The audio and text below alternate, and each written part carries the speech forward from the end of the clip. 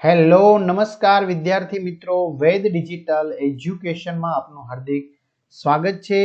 આજે આપણે ધોરણ 12 વિષય સંસ્કૃતમાં દ્વિતીય સામયિક પરીક્ષા 2026 100% ટાઈપિંગ સાથે સંપૂર્ણ પેપરનું સોલ્યુશન જોવાના છીએ। તો ખાસ વિદ્યાર્થી મિત્રો, ચેનલમાં નવા હોય તો ચેનલ સબસ્ક્રાઇબ કરો, બાજુમાં બેલ આઇકનને પ્રેસ કરો જેથી કરીને તમને અવનવા વિડીયોની માહિતી નોટિફિકેશન મળી શકે। વિડીયો લાઈક કરો, તમારા મિત્રો દોસ્તોને શેર કરો। તો એમાં લઈએ આપણે વિભાગ એ। નીચે આપેલા પદ્યખંડોનો અનુવાદ કરો। બરાબર, તો એ પદ્યખંડ આપેલો છે તો એનો અનુવાદ જોઈએ। દેવગણો વડે મન હૃદય અને વાણીથી સર્વદા નમન કરાયેલા હે દયાના સાગર રૂપ સંસારરૂપી સાગરને પાર ઉતારનાર નૌકા સમાન તમારા ચરણ યુગલને હે મનોહર મધુર દેવી હું આનંદથી પ્રણામ કરું છું, હું પ્રસન્નતાથી વંદન કરું છું। બીજામાં જોઈએ, હે રાજન શાંતિ છોડીને પૂર્વેનું એ તેજ શત્રુઓના નાશ માટે ફરી ધારણ કરો, પ્રસન્ન થાઓ, શત્રુઓને તરછોડીને નિસ્પૃહી મુનિઓ સમથી સિદ્ધિ પ્રાપ્ત કરે છે, રાજાઓ નહીં। તો ઘણા બધા વિદ્યાર્થી મિત્રોની કમેન્ટ આવતી હતી કે દ્વિતીય પરીક્ષાના આઈએમપી પ્રશ્નપત્રનું સંપૂર્ણ સોલ્યુશન આપો ને, તો ભાઈ સંપૂર્ણ 30 થી પણ વધુ પ્રશ્નપત્રો સોલ્યુશન સાથે છે, સંપૂર્ણ અભ્યાસક્રમના, આર્ટ્સના છે, કોમર્સના છે, બોર્ડ માટે ઉપયોગી પણ સરસ મજાના આર્ટ્સના અને કોમર્સના છે। તમારા મિત્રો દોસ્તોને જાણ પણ કરી દેજો।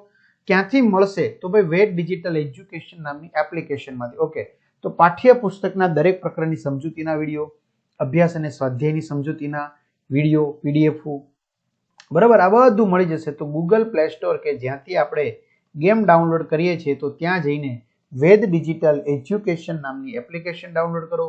ઓપન કરશો એટલે પેજ ખુલે, બરાબર, તો એમાં તમારા પોતાના મોબાઈલ નંબર નાખો, સેન્ડ ઓટીપી કરો, 4 આંકડાનો ઓટીપી નાખશો એટલે પેડ કોર્સમાં જુદા જુદા પેડ પ્લાનની તમને 12મા ધોરણની પીડીએફ મળશે, 3 થી 12માં 3 થી 12ના વિડીયો, એમાં તમારે 12મા ધોરણમાં જે સ્વાધ્યાયને બધું મેળવી શકશો। ચાલો ત્રીજું લઈએ, તો ભોજન પછી છાશ પીવી જોઈએ અને દિવસને અંતે દૂધ પીવું જોઈએ તથા રાત્રિના અંતે વહેલી સવારે પાણી પીવું જોઈએ। પછી વૈદ કે ડોક્ટરનું શું પ્રયોજન રહે? એટલે કે ડોક્ટર કે વૈદની જરૂર રહેતી નથી। બીજું, મનુષ્ય પોતાના ઉંમર, બળ અને શરીરને તથા દેશ કાળ અને આહારને બરાબર તપાસીને વ્યાયામ કરવો જોઈએ, અન્યથા રોગ ઉત્પન્ન થાય છે। નીચે આપેલા પ્રશ્નોનો ઉત્તર સંસ્કૃત ભાષામાં લખો। તો પ્રશ્નનો જવાબ છે જલમ પ્રકૃતિત સ્વચ્છમ અસ્તિ। પ્રકૃતિત સ્વચ્છમ કિમ અસ્તિ? તો અથવામાં પ્રતિયાચકમ કિમ ન ભવતી? પ્રતિયાચકમ શૂરતરુ ન ભવતી। આપેલા શબ્દો પર વિવરણાત્મક નોંધ લખો। યુધિષ્ઠિર। તો વિદ્યાર્થી મિત્રો, વિડીયો પોઝ કરી તો સ્ક્રીનશોટ લઈને અથવા તો એપ્લિકેશનમાં જઈ અને પીડીએફ સ્વરૂપે તમે મેળવી શકશો, વાંચી શકશો, બરાબર? હા, પીડીએફ સ્વરૂપે વિડીયો પોઝ કરીને, ક્લિયર? અથવા શ્રેષ્કારા, તો એ શ્લોક પૂર્તિ કરો। તો અહીંયા યથાન્નમ મધુ મહત, તો એ શ્લોક પૂર્તિ છે। યથા કાષ્ઠમયો નામ ધારકા, તો એની પણ શ્લોક પૂર્તિ છે। નીચેના પ્રશ્નોના આપેલા વિકલ્પોમાંથી યોગ્ય વિકલ્પ શોધીને ઉત્તર લખો। પ્રવશ અને મિત્રમ કી સ્વિત અસ્તિ? તો સાર્થઃ। કશ્ય ઉત્પત્તિ નિષ્ફલા? ઇન્દો। ધાન્યમ કે યચ્છન્તિ? કૃષકા। નિરાશ્રયા કા હતા? મનસ્વિતા। કવિ કીદર્શમ યશ યાચતે? ધવલમ। ત્યાર પછી વિભાગ બી, નીચે આપેલા ગદ્યખંડોનું ભાષાંતર કરો, કોઈ પણ 2। હવે ગદ્યખંડ તમારે વાંચી લેવાનું, એનું ભાષાંતર આપણે લઈ લઈએ છીએ તો તમારે સ્ક્રીનશોટ પાડીને શું કરી લેવાનું? લખી લેવાનું, ક્લિયર?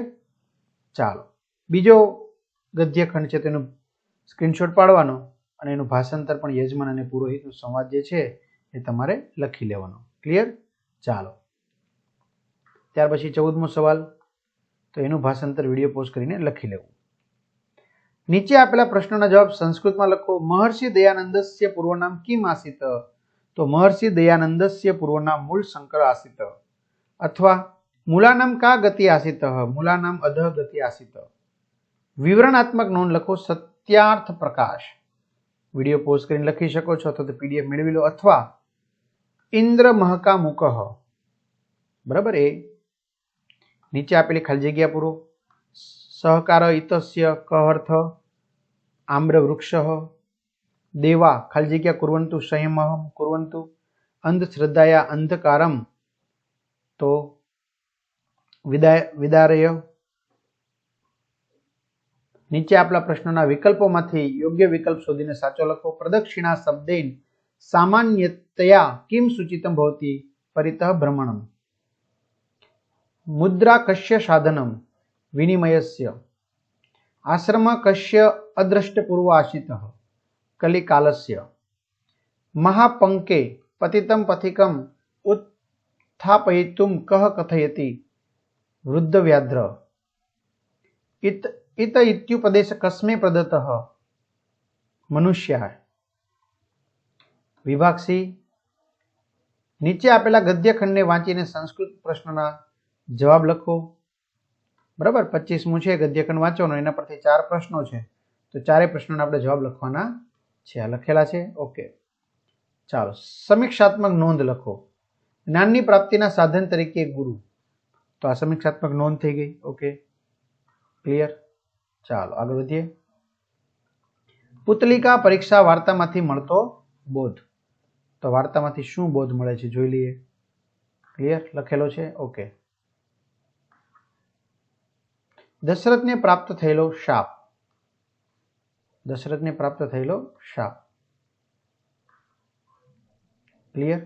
ચાલો આગળ વધીએ. નીચે આપેલા સંદર્ભ સમજાવો. ચાટુષતે ચ ભુંક્તે. વિડીયો પોઝ કરીને લખી લો. Okay, clear. ચાલો. કિમ વૈદ્યન પ્રયોજનમ. કિમ વૈદ્યન પ્રયોજનમ. અનુવાદ, વૈદ્યનું શું પ્રયોજન રહે. બરાબર, તો વિડીયો પોઝ કરતો જવાનું, લખતું જવાનું, અથવા તો પીડીએફ મેં કીધું એ પ્રમાણે તમારે મેળવી લેવાની. પરિતુષ્ટા યાસસ્યતિ. અનુવાદ, સંતુષ્ટ થઈને જશે અથવા સંતોષ પામીને જશે. ક્લિયર. ચાલો, આ વાક્ય કોણ બોલે છે તે શોધીને લખો.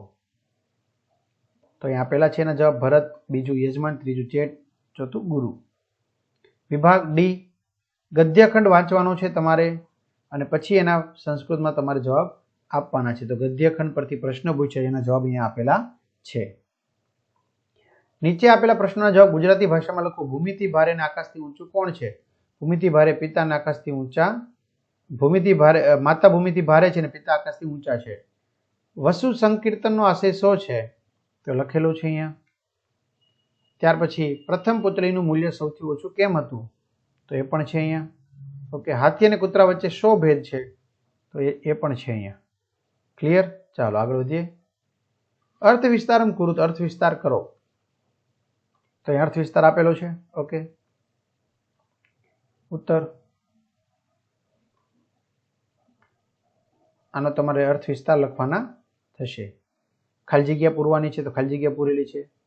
બરાબર. તો આવી રીતે વિદ્યાર્થી મિત્રો સરસ મજાનું સોલ્યુશન આ પીડીએફ સ્વરૂપે તમને મળી જશે, તો એપ્લિકેશનમાં જઈને મેળવી લો.